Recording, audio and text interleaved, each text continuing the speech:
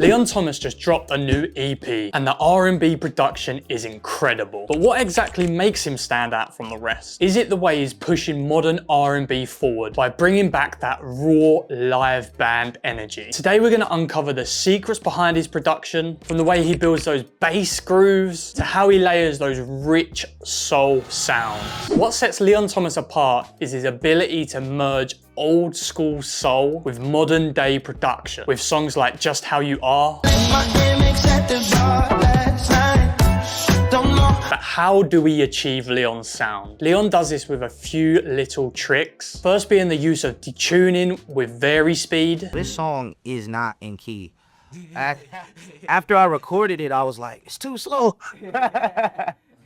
So if you look here, the detune speed is 0.49. And what exactly is vari speed? Vari speed is a technique where you change the speed of audio, which either pitches it up or down. To achieve this, once I finished my beat, I slowed down the BPM and used Sound Shifter to detune it by -48 cents. So it actually is out of key and it's just sitting between two keys. And I'll show you how this works with the piano and vocals later on in this video. When it comes to Leon's live instrumentation, it's important to consider velocities, time shifting, and panning. If you can play an instrument, this will level your samples up tremendously. First, you can do this by playing your sounds at all different velocities by using strumming or using the randomize tool. Second, shifting the notes either forward or back to give that natural swing. Then third, panning each of the live instruments and putting them in a reverb bus. It makes it sound like it's really been playing by an orchestra. To start our beat, I want to base it off my Muse.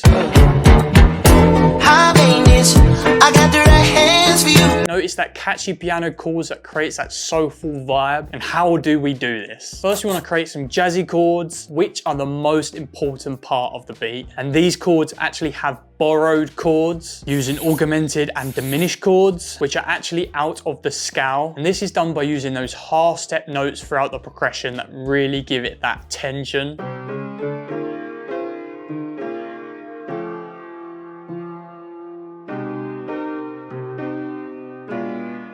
Then to emulate this, I chopped up the piano chords to make it sound like my Muse. And let's listen to the difference when I put that detuned sound picture on.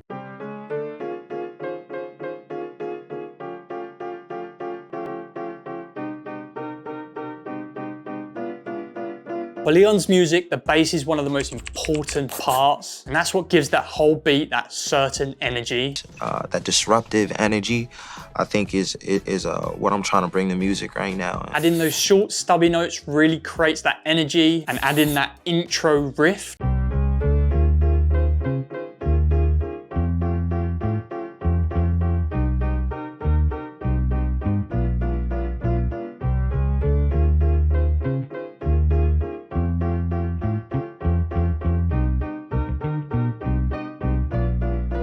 For the drums, they're obviously played in live. I'm doing live music in a world full of programmed drums. I used a ton of live percussion, which again used a lot of time shifting. Using the kick to match the bounce of the chords, and you'll hear that one main hi-hat really riding that rhythm. Then ran these through a little radiator and reverb, and you'll notice how these really give that live grit and energy.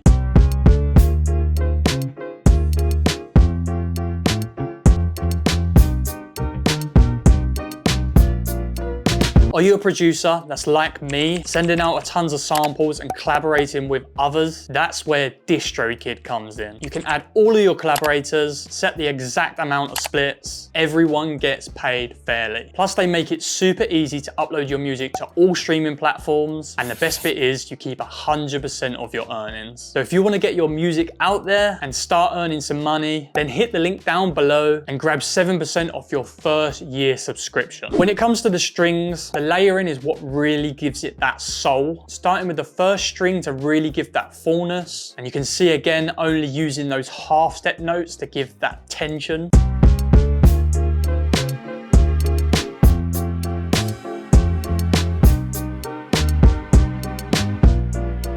Then layer in 2 different strings for the top line melody, and you should 100% consider using automation, as it can really make your sample sound more natural.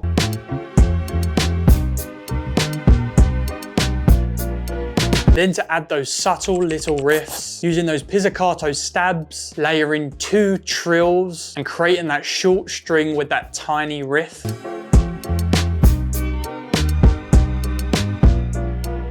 After that, I added those staccato horns, which really matched those strings, with the first horns again following that intro, then creating its own little chords and following that end piano melody.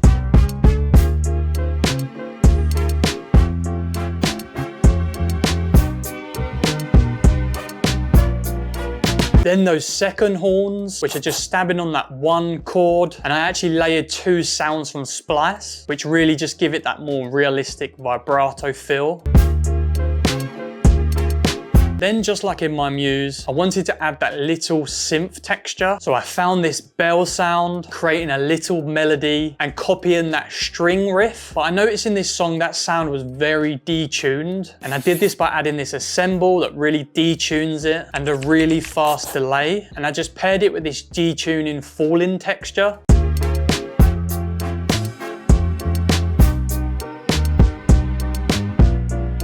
For the vocals, I layered 2 different types. I added some R's and I used 2 different versions from the Voices of Soul Bank and layered them together.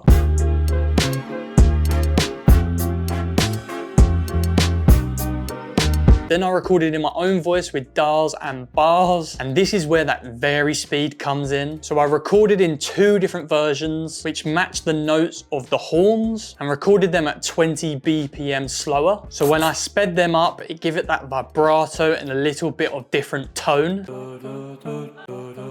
Then together, the whole beat sounds like this.